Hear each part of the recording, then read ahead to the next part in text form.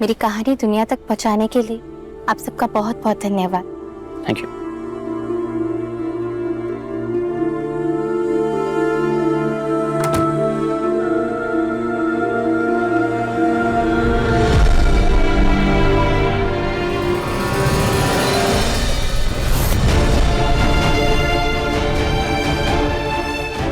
भैया, आप क्यों उठ गए? आपको आराम की जरूरत नहीं है, प्लीज। अरे बस भाई, अब और आराम करने की हिम्मत नहीं है मुझे। ऐसा लग रहा है पता नहीं कितने सालों बाद नींद खुली है मेरी। ये तो अच्छा है कि सब पहले जैसे ही, कुछ बदला नहीं, वरना मैं खुद को संभाल ही नहीं पाता। कंपाउंडर!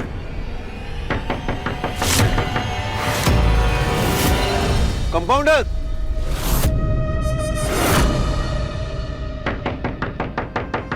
कंपाउंडर! ये तो गुरु गुंडा का आवाज है। इसकी इतनी हिम्मत थी, ये यहाँ तक आ गया। संदीप, संदीप, भैया, संदीप, भैया प्लीज, भैया आप प्लीज रुकिए। नहीं मैं कराती हूँ। नहीं, मैं देखता हूँ इसको। नहीं भैया, नहीं भैया, मैं संदीप, संदीप, रूहानी, मैं बात करता हूँ। संदीप, रूहानी, मेरी बात सुन बेटा।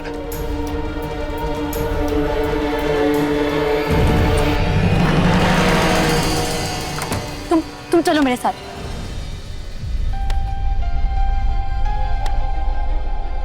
इतनी सी बात के लिए तुम हमें हमारी नजरों से गिरा दी। ऐसा कौन सा सपना था तुम्हारा जो हम पूरा नहीं कर सकते थे? एक बार हमें कह के तो देखती, इस शहर के हर गली हर मोहल्ले में हम तुम्हारा क्लिनिक खुलवा देते, पर तुम तो हमारा हाथ ही छोड़ दी। बोलो कंपाउंडर, बोलो। गुरु, मेरे किसी भी सवाल का जवाब नहीं है अभी मेरे पास। प्लीज तुम अभी ऐसे चले जाओ ना। हमारा हाथ थामी काहे थी? सब छोड़ना ही था। हमारे परिवार वालों को झूठी उम्मीद काहे थी? हमसे ये दोस्ती का नाटक काहे करी तुम? बोलो। देखो गुरु, मैं तुम्हें अभी कुछ भी नहीं बता सकती। प्लीज यहाँ से चले जाओ ना। हाथ छोड़ो मेरा। हाथ छोड़ मेरी बहन का।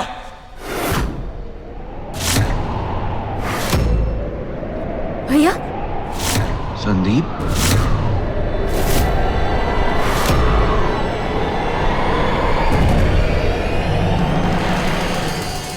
भैया, भैया मैंने कहा था ना कि मैं संभाल लूंगी। आप बाहर क्यों आए? अब तुझे संभालने की कोई जरूरत नहीं। भैया, तुम मेरी पीठ पीछे तुमने मेरे परिवार के साथ क्या किया, ये तो मैं नहीं जानता। लेकिन एक बात अपने दिमाग में डाल लो गुरु चौधरी, अब मेरी बहन की तरफ आंख उठा के देखा भी ना, तो या तुम जिंदा रहोगे या मैं। अब की बार हिसाब फुल एंड फाइनल होगा।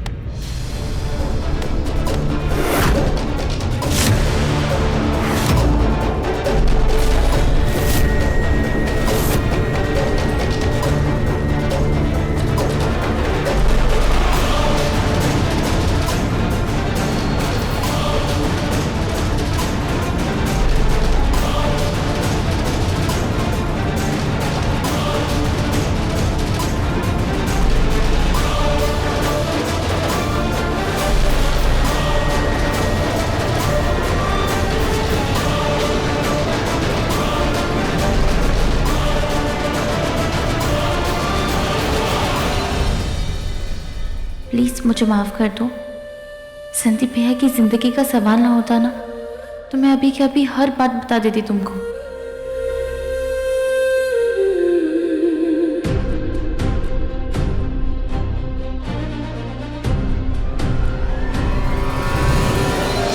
संदीप शांत हो जाओ। कैसे शांत रहूं? देखा नहीं कैसे परेशान करके रखा है इसने हमारी बहन, और अब तक परेशान कर रहा हूं। बेचारी रोती हुई भाग के गई अंदर। मैं छोड़ूंगा नहीं इस गुंडे बाहुबली को। बहुत बढ़िया बेटा, छोड़ना मत। अरे इन राक्षस के गुंडागर्दी से हमको भी मुक्ति दिला दो।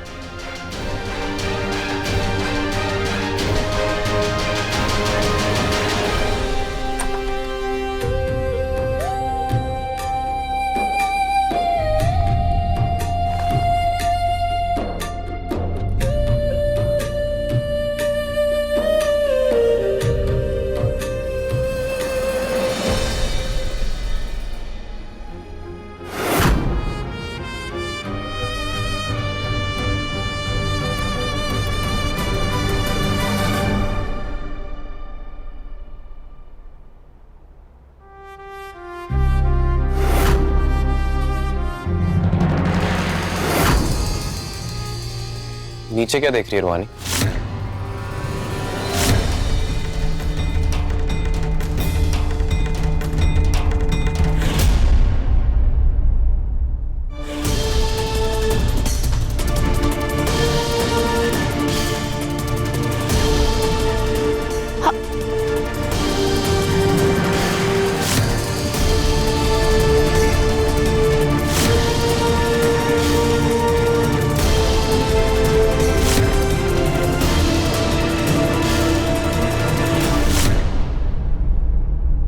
नीचे तो कोई भी नहीं है।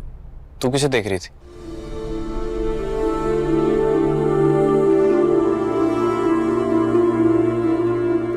मैं किसे देखूंगी भैया, मैं तो ऐसे ही खड़ी थी। हवा थोड़ी ठंडी चल रही थी ना। अपने भाई से झूठ बोल रही।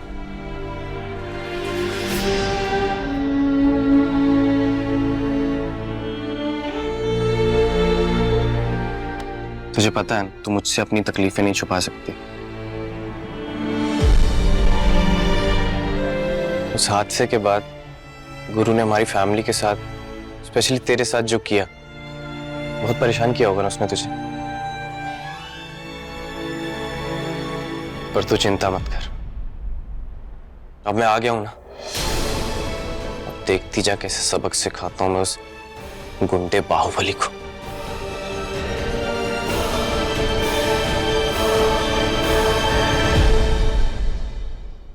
लोग आ गए गुरु बाप। छुटकी बहुरिया नहीं आई है? आप ही का इंतजार कर रहे थे। हम तो सोच रहे थे कि आपको फोन करके पूछें कि कहाँ रह गई छुटकी बहुरिया। अब नहीं आई है, देख रहे हैं। क्यों? खाली हाथ लौटाए? गए तो ऐसे थे जैसे महारानी को कंधे पर बिठा कर लाओगे, और ऐसे ही वापस चले आए। बात में नहीं आई ना वो आएगी दादी, और वो खुद आएगी, बस उसे थोड़ा समय देना होगा।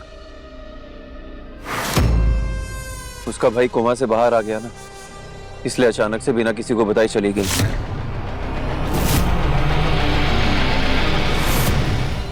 भिजवाए नहीं थे, वो अपनी मर्जी से गई थी।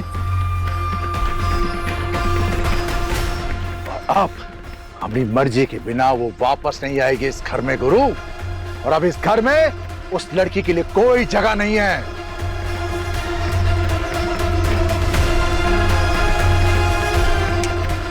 तुम भी उसे भूल जाओ गुरु। ऐसे कैसे भूल जाए पापा? जुनून की हद पार करके जो प्यार किया जाता ना, वो प्यार किए हम अपने कंपाउंडर से हैं। और माँ भी कहती है ना, हम दोनों एक दूसरे की परछाई हैं। परछाई का साथ कैसे छोड़ दें हम? और जिसे तुम अपनी परछाई समझ रहे हो ना, वो तुम्हारी तबाही है, तबाही। परछाई कोई सच नहीं होती है, सिर्फ एक छल होता है। अब हाथ नहीं आने वाली बेटवा को समझे, समझाइए अपने बेटवा को। अरे बहुत हुआ उस लड़की का नाटक, बर्दाश्त की भी कोई हद होती है। अब नहीं सह सकते हम सबको बता रहे हैं, अब उस टीटी की बेटी के लिए इस घर में कोई जगह नहीं है।